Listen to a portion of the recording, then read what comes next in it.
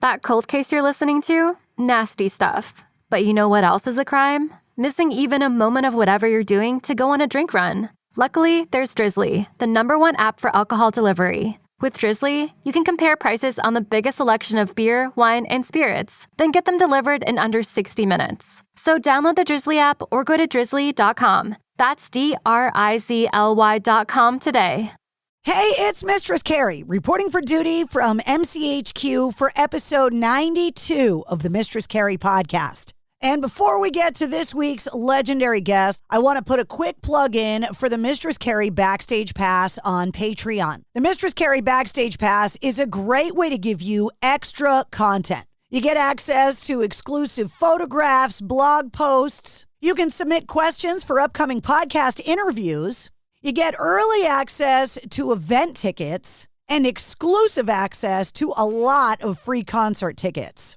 There's also discount coupons for the online store at mistresscarrie.com. And every month we do an exclusive live stream Q&A to keep you up to date and literally take you backstage to my life. Just click the Patreon link at mistresscarrie.com or go to patreon.com/mistresscarrie. And this week, I want to welcome Denise, the newest holder of a Mistress Carrie Backstage Pass.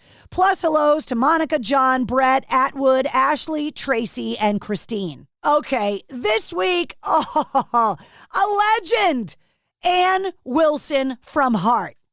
Now, back on episode 63 of the Mistress Carrie podcast, I interviewed her sister and bandmate, Nancy Wilson, about her solo album, You and Me. Well, now on April 29th, Ann Wilson is coming out with a solo album called Fierce Bliss. The first single, Greed, is available now, and Ann is getting set to hit the road on May 4th with the first gig in San Francisco. And her spring and summer tour right now is set to wrap up on July 30th at Floyd Fest in Virginia. You can get all the details on her new album, her tour, and basically everything Ann Wilson with the links in the show notes of this podcast. Ann and I talked about growing up and the Beatles' influence on her music career, finding her own voice, performing in front of the president and the remaining members of Led Zeppelin, her process for songwriting, the Rock and Roll Hall of Fame, whether or not rock is dead, marriage, recording in Nashville, her guitar player Tom Bukovac, and so much more. So, allow me to introduce you to the legendary Ann Wilson.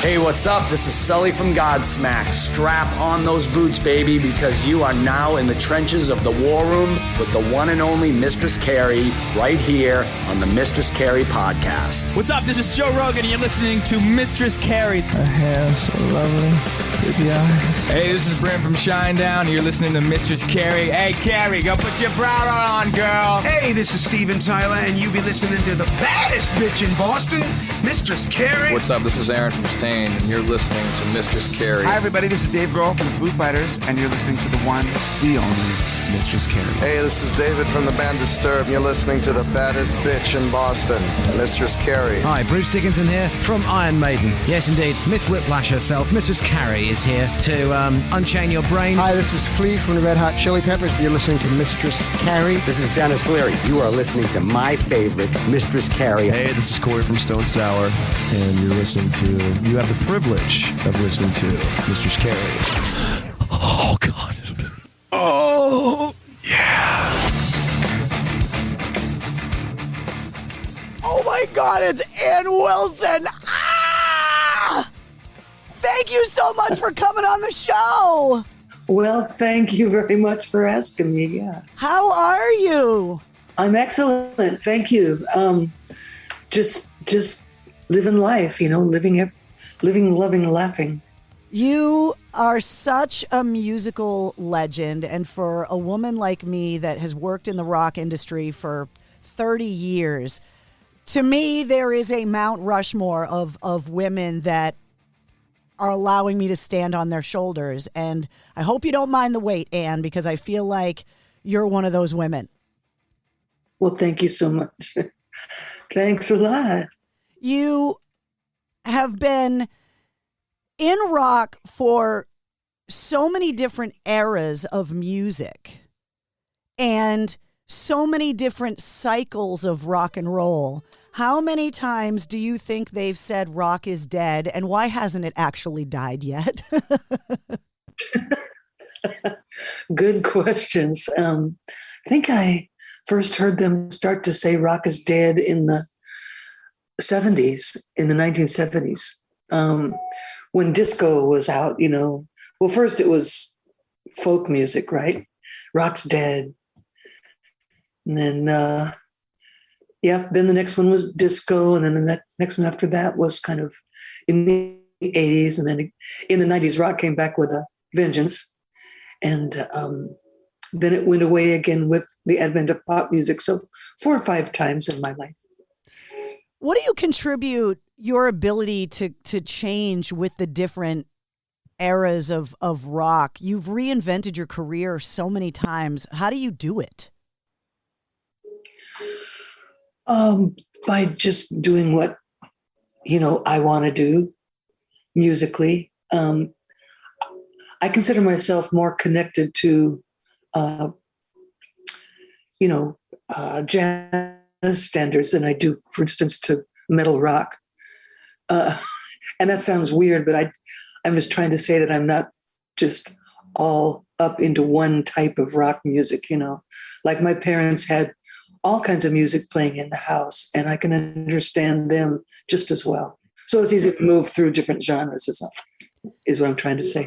I had a chance to speak to Nancy, and she told me the story about how when you were young, you went to see the Beatles, and that you guys wanted to be the Beatles, not like be with the Beatles, like so many other young girls. Can you tell me what the Beatles music meant to you growing up? Well, the Beatles, I think, came out, and us 13-year-old, 12-year-old girls saw it as, I saw it as a survival technique, a way out of the normal meat grinder of being a teenage girl and the expectations that were put on you, especially loving the music and loving the stories of the songs and the lyrics and everything. As a young music student, like in music theory and everything, those songs were taught in class, and just, okay, what are the Beatles doing here musically? So there was that aspect to it. It's just to dream about being a Beatle wife or a Beatle girlfriend just seemed like a real lightweight, unsustainable idea. And it turned you into sort of like a victim in a way.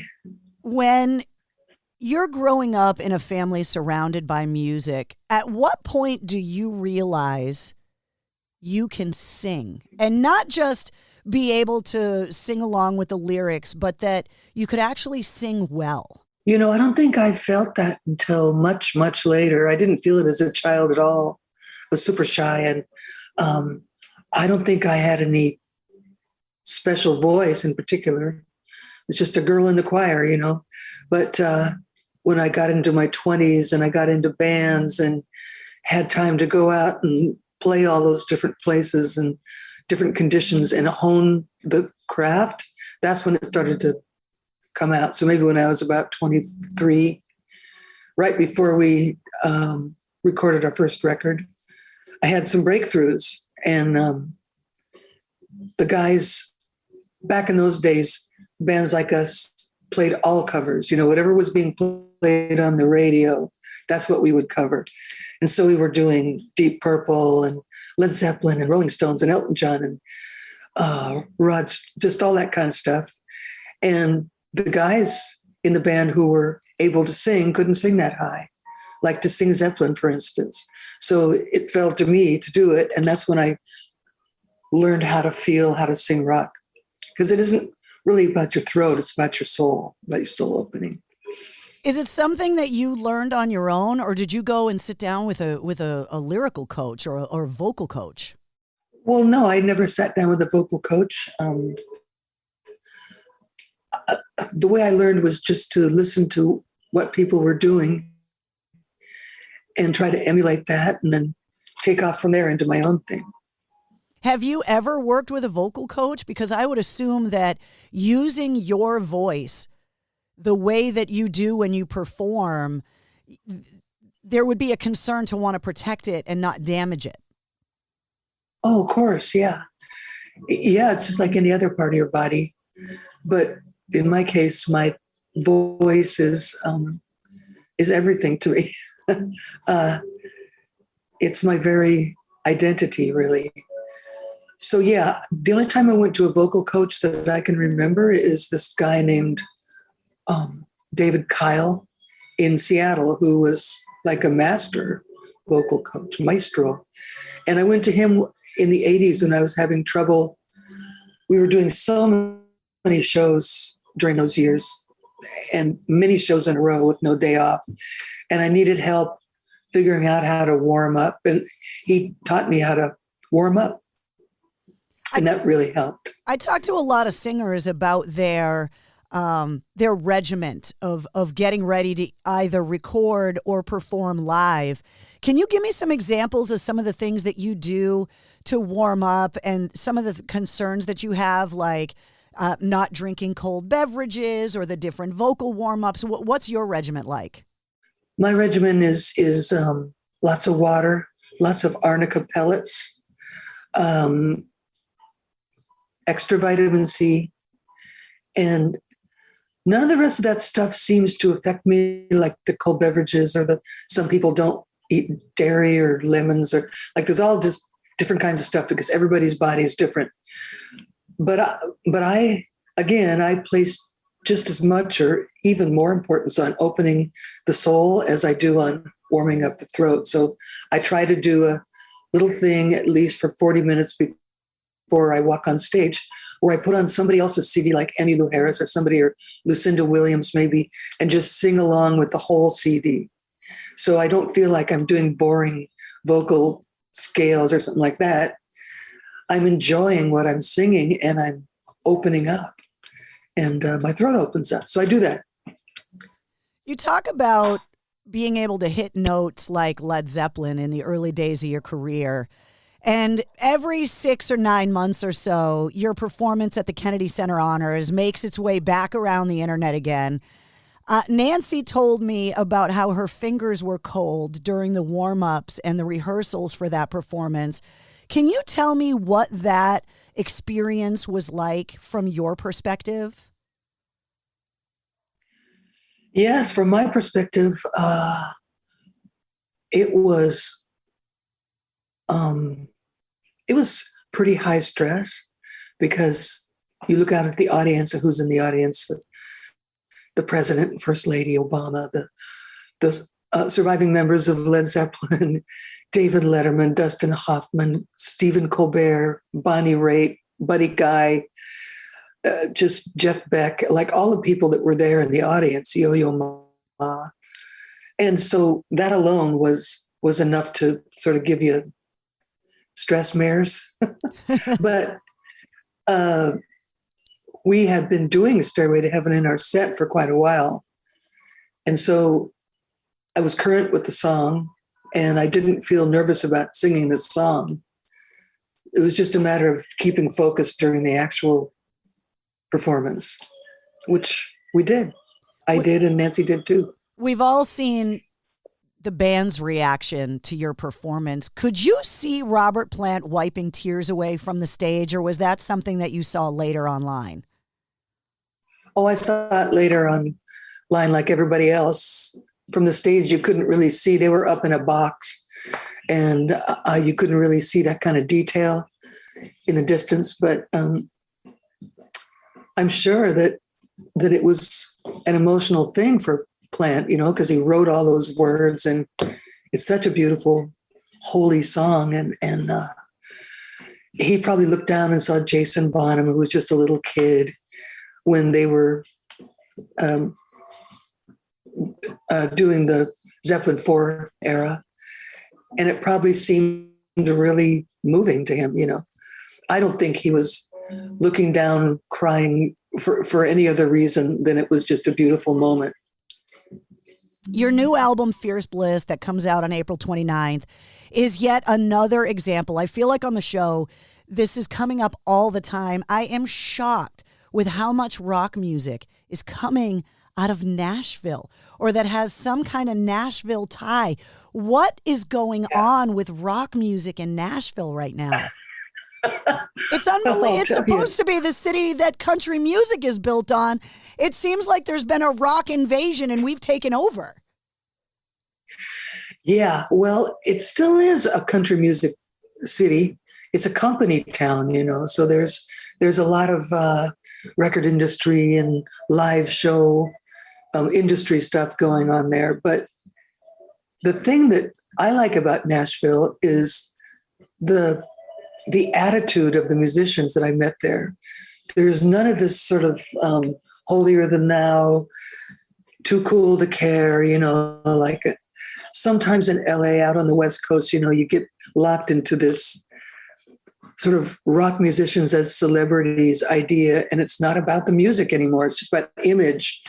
Well, a lot of the musicians that I met in Nashville and the ones that I play with now have this great attitude. They just love to play and they're thrilled to be able to play rock. They're great players. And, you know, it's just a place where there's a lot of excitement going on right now about rock. And, you know, I say this after having been one who always looked down my nose at Nashville as being not rock, you know. And the truth is, it's just a place where a lot of music is happening of all kinds. There's a big, strong, you know, religious music genre happening there, and of course country, and of course country pop, and Americana and rock. The way that songs get written in the songwriting community is. It's such a fascinating concept, the way it works in Nashville. You've been writing songs with a lot of different people, family, strangers, and everything in between for so long. I'm fascinated by the craft of songwriting.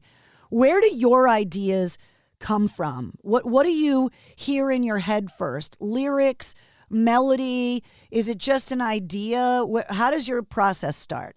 My process starts with a pen and paper, and I just start writing words into a notebook, things I'm thinking about, or things that I just want to talk about, like almost like a schoolgirl would just write her poetry, prose, and that's how I do it. And then, if something jumps out to me as a good piece of writing, then it will move into the let's make a song out of this category. And then when we get there, then I need somebody who plays to help me figure out chord progressions and groove and stuff like that. And the latest bunch of musicians that I've been playing with for a year and a half now are great at that. Like I can tell them what I'm thinking, and my guitarist Tom Bukovac can come back with an idea that's exactly what I was asking for. And so far it's working really well. When you're in a band that's legendary and so successful like Heart, and especially when you're collaborating with a family member, is it important for you to leave? There would be some people that would say, you're in Heart, why do you want to do anything else? But is it important for you to be able to go and kind of move those other muscles that you might not be moving in Heart? Is that how that works? Extremely. Yes, that's totally right. In 2015, when I started doing the Ann Wilson thing, I had reached this kind of wall with Heart of just doing the same songs over and over and over and over again. And I heard myself sounding mechanical, and I heard myself phoning it in and just not being absolutely there for it, just doing it, you know, by rote sort of. And so when I first started doing Taut, that changed. The Ann Wilson thing did not require that I do a bunch of Heart songs. There were no expectations, so I did all different kinds of songs. and went out and played clubs and just went rogue independent for a while. And it really helped me as a singer. It just opened doors all over the place for me, like new things I could do. And it got me interested in music again. That's the thing about being in a band for like 50 years and doing all this stuff we've done is that you need to actively look for ways to keep yourself alive and relevant, you know. When I spoke to Jerry Cantrell from Alice in Chains, he talked about the Seattle music scene and how his generation, the grunge era of rock, how revered you are as being a band that they claimed as like their own, that Seattle kind of got to claim you guys and say, no, they're ours. And he talked about being able to be part of the Rock and Roll Hall of Fame induction. And now that the nominees are out for this year's class, what's your opinion on the Rock Hall and what was that experience like for you? Well, my opinion of the Rock Hall is that sometimes I agree with their choices and sometimes I scratch my head and go, what are you thinking? But it's kind of unclear as to what the criteria for induction is. And why did it take them so long for instance, to induct Joni Mitchell or, other women? I think now they're slowly starting to catch up to that, but it's a very political process. It seems like it's just magic and it's all popularity, who gets to do it, but it's really pretty political, and managers and publicists and have to do an awful lot of fancy footwork to advance a band into that level. So I could say that before we were inducted, I looked down on it as like, hey, who needs this? This is just an industry thing. But then when you're up there and you're being recognized like that, your vanity smiles, I guess. You talk about how long it takes for Joni Mitchell or other female artists to kind of be recognized. I interview a lot of newer female artists that when they talk about, like I said at the beginning, the shoulders they're standing on, when Heart was breaking down barriers for women in rock, could you have ever imagined the strides that women would have taken in the genre? Because we've gotten to the point now where there's a woman in the band and that's not the big deal anymore. It feels like we're finally there. What's your perspective? I don't know where there is, but women are coming in a tsunami now. It's no longer a novelty. I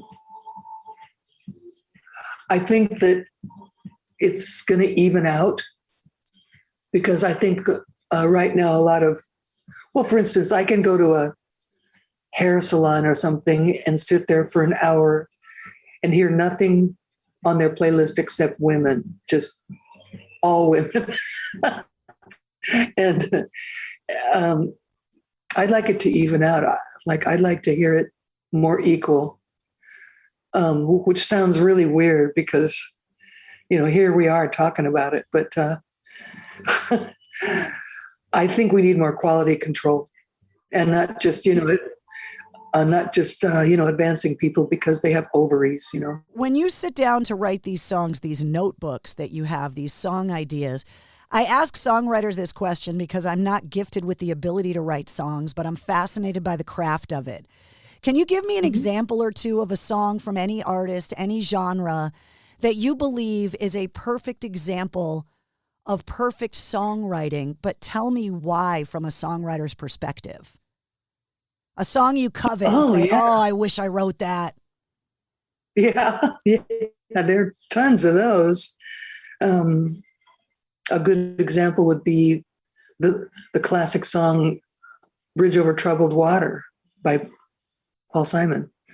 Well, Simon and Garfunkel back then. To me, that's the perfect song. And it's just a great story. set in a real simple gospel style. So there's a marriage there between music and words. It's not just like a piece of product. It's definitely heartfelt and real, and it gives you an emotional reaction. That's what I look for in songs too that I write. I want people to feel something and be shaken by it. When you get ready to go out on the road in support of Fierce Bliss, the first single, Greed, is out now. When you go out on the road, what can fans expect when they come and see this tour and listen to this music? Because I've only heard the singles, so I haven't heard the rest of the record. But tell me what it is that you're trying to get us to feel with this new music and being able to perform these songs live finally after everything we've been through the last couple of years. Right. Yeah. Good question.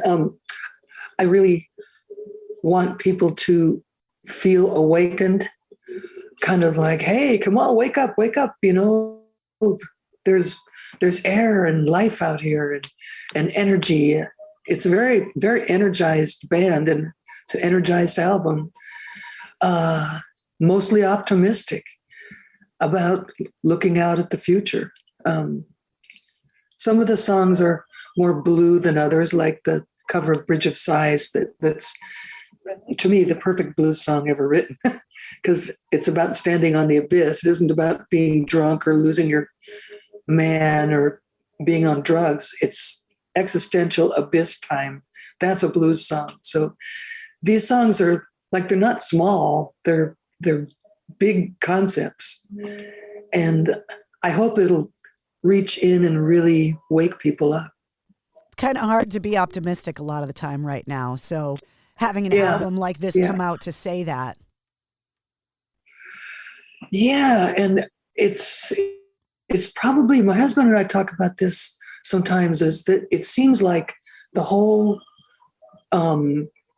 culture is going through a really depressive transition where it's sort of catching. Everybody's got this feeling of trepidation and dread, and hopefully we can start to pull ourselves up out of that. As a newlywed, you mentioned your husband. Is it harder to keep a band together or a marriage together? Wow. I think it's harder to keep a band together, in my experience. And I've only been married the once, and I'm just still loving it and feel great about it. It's harder to keep a band together because you have other people coming, like wives, significant others, talking in your bandmates' ears and maybe saying things that pit them against you, you know, or against the group unity. It's really hard. It's kind of a revolving door with a band. I've asked that question. But I can't count how many times. No one's ever said keeping a marriage is harder. Literally it's so funny. Every single musician has told me it's harder to keep a band together. Really? Wow. Yeah. Yeah. Well, Anne, thank you so much for your time. It was such an honor and privilege to meet you. The new album, Fierce Bliss, is out April 29th. Greed is out now. And you can go and see you now, finally. Touring is back. We can go outside and see live music. Yeah, and it's good. I mean, if you come see us live, like, you'll see a group of musicians that it's without a doubt, the best group I've ever sang in front of and sung in front of. And especially Tom Bukovac is really worth coming to see. I mean, guitarists, musicians like him don't come along every day. Well, it was a pleasure. Thank you so much, Anne. Have a great rest of your day. Okay, thank you. Thanks for having me. Yeah, there she is, Anne freaking Wilson. Her new solo album, Fierce Bliss, comes out on April 29th, and the first single, Greed, is the first song on the corresponding playlist for this episode that is linked in the show notes. Every full-length episode of the Mistress Carrie podcast gets a corresponding playlist that not only features all the music from the guest, but also all of the music that we talked about in the episode. You'll also find all of Ann Wilson's links and all of my links as well. And there's also a link to episode 63 of the Mistress Carrie podcast featuring her sister, Nancy Wilson. If you liked what you heard, don't forget to follow and subscribe to the Mistress Carrie podcast. New full-length episodes come out every Wednesday. Plus, every weekday, you get the Sit Rep. The Situation Report is all of your rock news, music headlines, and industry info, and it's all boiled down to 5 minutes. And if you're looking for more Mistress Carrie, well, you can always find me online at mistresscarrie.com. Or you can find me live every Tuesday night at 8:30 Eastern on my Facebook page for my video show, Cocktails in the War Room. The Mistress Carrie podcast, a proud member of the Pantheon Podcast Network.